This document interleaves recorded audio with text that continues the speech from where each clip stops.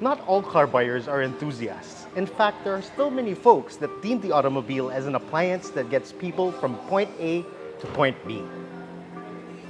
These are the folks who would take a more logical versus emotional approach when buying a new car. They'll care more about functionality, practicality, and economy versus stuff like acceleration, handling, and luxury. The question is, what would be the perfect automobile for these folks? Well, I may not be part of that demographic, but I think I have the perfect answer right here. The Honda BR-V.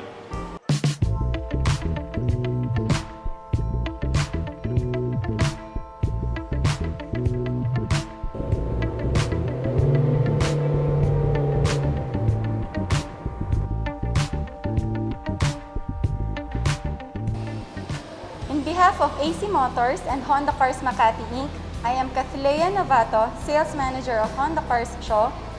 We would like to invite everyone to visit our dealership located here at Shaw Boulevard, corner Pilar Street, Mandaluyong City. And come and test drive our 2021 Honda BR-V. BR-V. Those three letters are supposed to stand for Bold Runabout Vehicle. And personally, I think that's a bold claim. Now, some refer to this as an SUV, but nope, in my book, this is still an MPV. In fact, it's a Honda Mobilio on stilts, with a minor makeover. And don't worry, that's not a bad thing. More and more cars these days are going for a sleek and cleaner look, but not the BR-V. In fact, its design is rather busy, but at least it isn't polarizing. At the front, you get a huge double-deck chrome grille flanked by halogen headlights with LED DRLs. You also get fog lamps next to these fake air vents and a silver apron beneath the bumper. And to give it more of an SUV vibe, there's black body cladding all around the vehicle, which has a very respectable ground clearance of 201 millimeters. The busy design cues extend along the side, where you'll find character lines in every direction and a belt line that goes up and down like a roller coaster. You also get functional roof rails, repeaters on the power folding side mirrors, and 16-inch wheels. However, unlike the Mobilio, the BR-V has 5 lugs as opposed to 4. Beneath these wheels, you get ventilated discs up front and drum brakes at the back. Your front suspension comes in the form of McPherson struts, while the rear gets a torsion beam. Opening the tailgate reveals 223 liters of trunk space. But that's with the rear seats up. Folding the rear seats gives you a very adequate 691 liters. And if there's one thing the BR-V excels at, it's versatility. Let's check out the rest of the interior.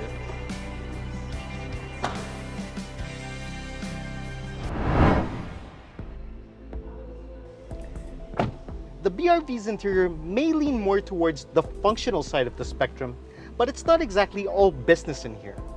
You do get some touches to give it a bit of character, such as red stitching on the leather seats and steering wheel.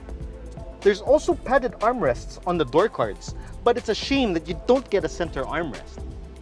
The BR-V's dashboard is pretty much the same as what you'd find in the Brio and the previous generation Honda City.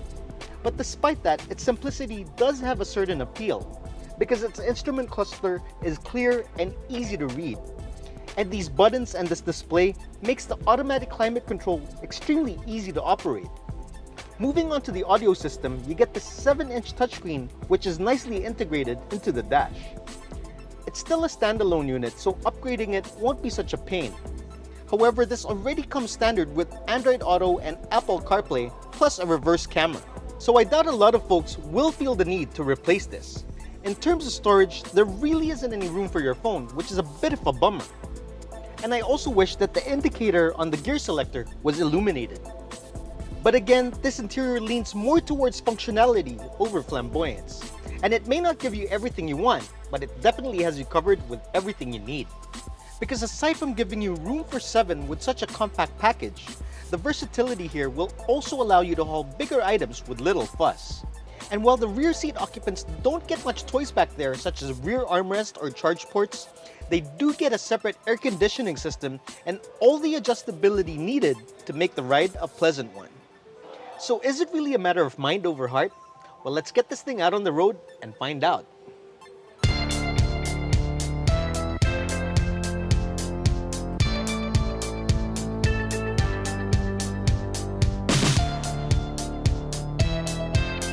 Okay, so under the hood of the Honda BRV, you get a 1.5 liter single overhead cam IV-Tech 4-cylinder engine.